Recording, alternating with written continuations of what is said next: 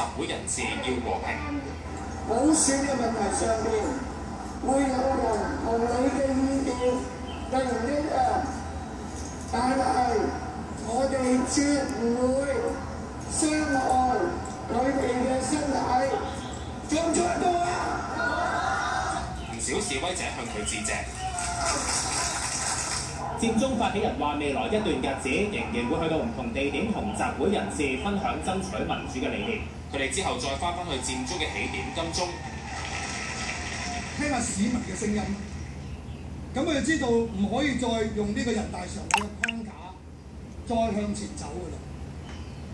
我自己覺得，如果而家仲有咩生機嘅話咧，就係梁振英要落台。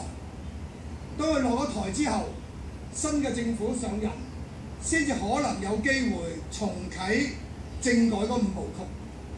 我覺得呢個係當前化解我哋政治危機嘅唯一嘅出路。最少，我哋呢個佔領一定要去到10月1號。去到10月1號之後呢，我哋和平佔中係會公布第2階段嘅一啲嘅抗爭嘅策略。我哋而家唔可以詳細講，因為我哋需要同好多民間團體喺呢2日商議。而學民思潮召集人黃之鋒就去過銅鑼灣集會現場。我希望繼續去創造歷史，至少喺20年之後，我哋能夠同你身邊人講，喺20年前嘅銅鑼灣上面，有我哋嘅足印去站喺呢片土地上面，去吶喊咗你嘅訴求。